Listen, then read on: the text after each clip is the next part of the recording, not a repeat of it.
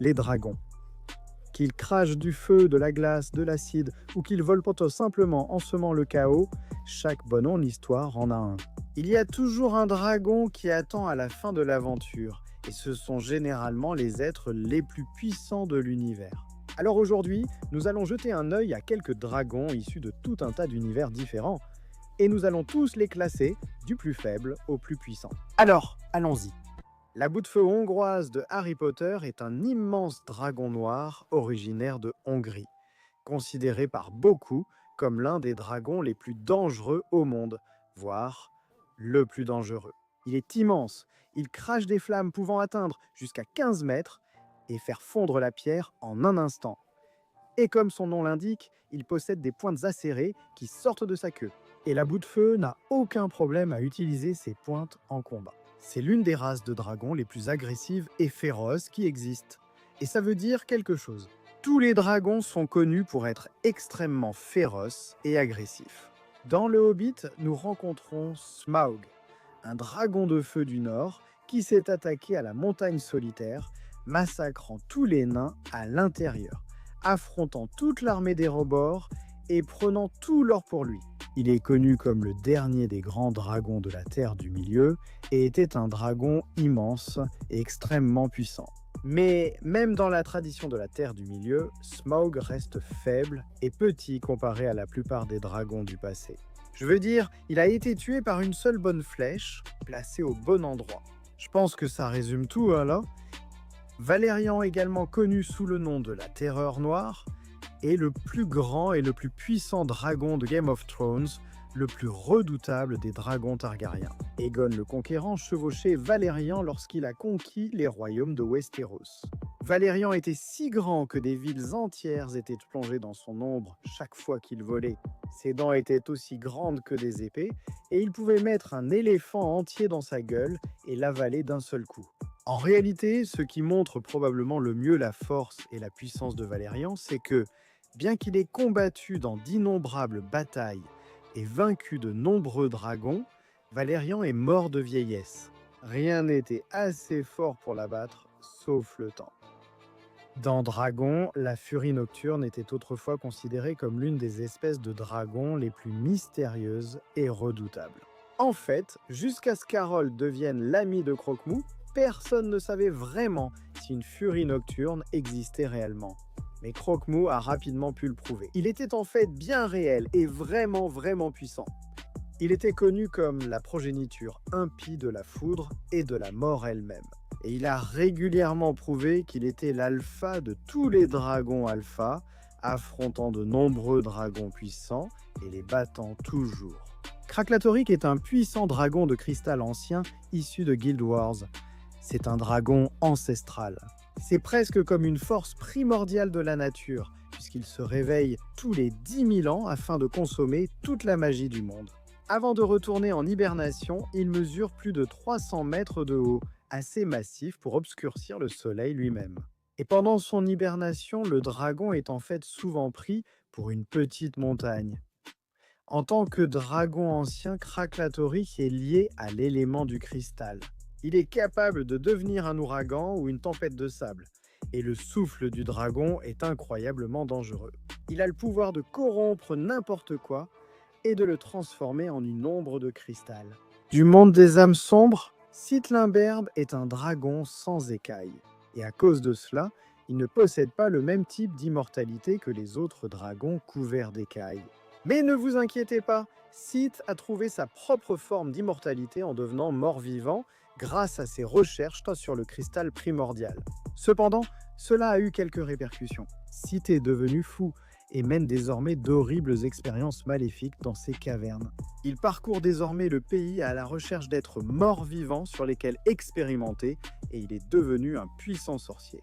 En fait, c'est lui qui est responsable de la création de toute la sorcellerie dans le monde de Dark Souls. Dans le monde de Skyrim, Alduin, le dévoreur de mondes, est le dieu de la destruction, le premier-né du dragon, dieu du temps et le principal antagoniste du jeu. Alduin a été initialement vaincu grâce à un cri de dragon spécial inscrit dans un parchemin des anciens afin de l'envoyer loin dans le futur. Mais maintenant, le dragon fait tout son possible pour ressusciter les dragons morts et rétablir la domination des dragons. Le puissant dragon est capable de dévorer les âmes depuis l'au-delà, ce qui explique en partie d'où il tire son incroyable pouvoir. Il est en fait totalement invincible jusqu'au tout dernier combat du jeu.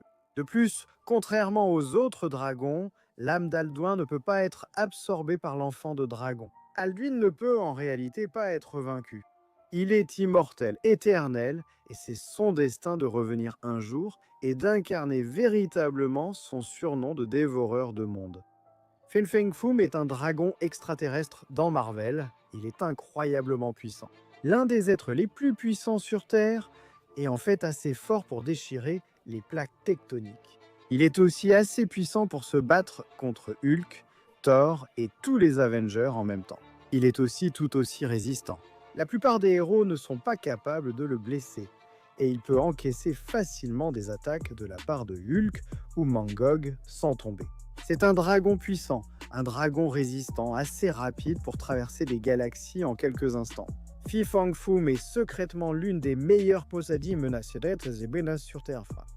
Dans Le Seigneur des Anneaux et le Silmarillion, l'ancien et puissant Anclagon le Noir a été élevé par le premier Seigneur des Ténèbres, Morgoth, pendant le Premier Âge.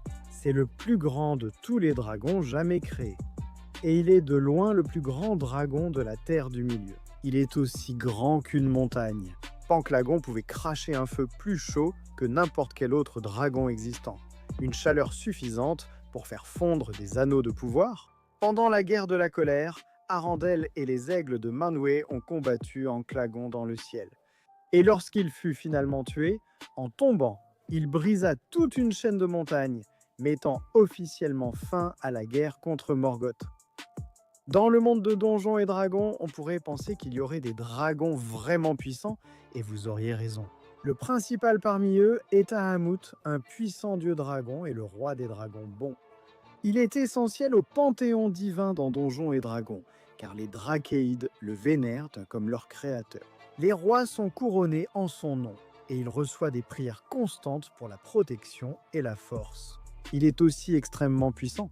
Il peut cracher de la glace, transformer n'importe quel objet en gaz, ou utiliser son souffle de désintégration pour simplement détruire tout ce qui l'entoure. Et comme Bahamut est le dieu de la sagesse, de la justice, de la protection et de tout ce qui est bon, sa sœur est la reine des dragons maléfiques et il est enfermé dans une lutte constante avec elle pour l'éternité. Le roi Ghidorah, l'immense dragon extraterrestre à 3 têtes de l'univers Godzilla, s'est battu contre Godzilla, le roi de tous les monstres, d'innombrables fois. Et il en est sorti vainqueur plus d'une fois. Avant de venir sur Terre, le roi Ghidorah a détruit toute forme de vie sur de nombreuses planètes différentes, et maintenant il a jeté son dévolu sur notre monde avec seulement Godzilla pour lui faire obstacle. Mais ce qui est unique chez Ghidorah, c'est qu'il existe différentes versions de lui. Le roi Ghidorah de l'anime ressemble presque à une horreur indicible. C'est un dieu dragon provenant d'un tout autre plan d'existence. Donc rien dans notre réalité ne peut réellement lui faire du mal, mais lui peut nous blesser quand même. Sa simple présence suffit à déformer l'espace-temps. Il peut consommer des planètes entières. Et comme ça, King Ghidorah est facilement l'un des dragons les plus puissants qui existent. Dans World of Warcraft, Eldemort, le Destructeur, est facilement l'un des dragons les plus puissants à avoir jamais existé. Avec 858 millions de points de vie, c'est en fait le personnage le plus puissant. Lorsque Eldemort est né du monde, il a en fait remodelé et déchiré le monde lui-même, provoquant d'énormes tremblements de terre, inondations et éruptions volcaniques. Et une fois qu'il s'est réveillé, il était pratiquement inarrêtable. Il allait tout détruire. Aucune force au monde ne pouvait l'arrêter. La seule façon de vraiment le vaincre était de remonter dans le temps et de l'empêcher de devenir aussi puissant dès le départ.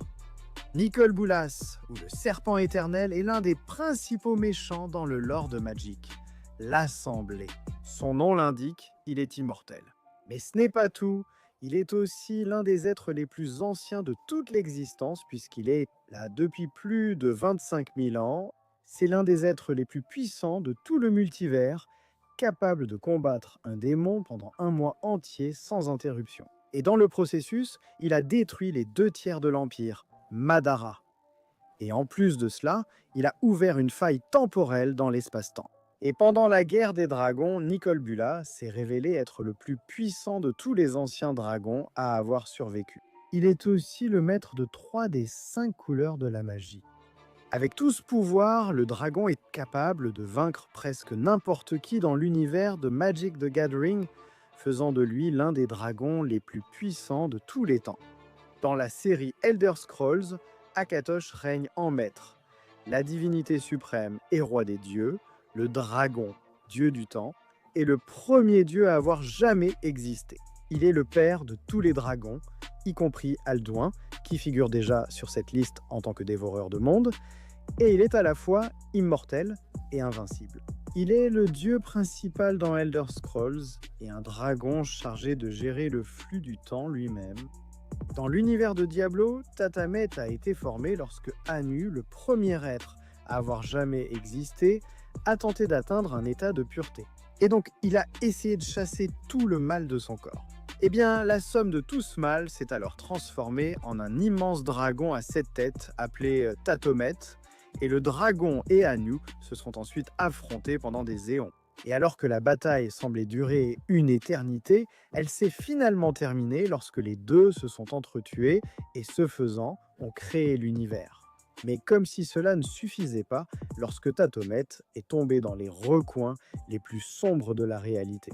L'enfer lui-même a jailli de son corps et ses 7 têtes sont devenues le grand mal.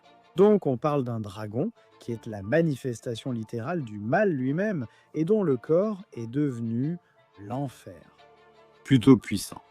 Magladroth, également connu sous le nom de dragon du néant, est le plus puissant de tous les dieux stellaires dans l'univers de Warhammer, 40 000 K. En tant que plus puissant des dieux, le dragon du néant est une force d'oubli, de destruction écrasante et de dévastation. On pense également que le dragon de Mars, que l'empereur de l'humanité a affronté au combat et emprisonné, n'est en réalité qu'un simple éclat du dragon du néant.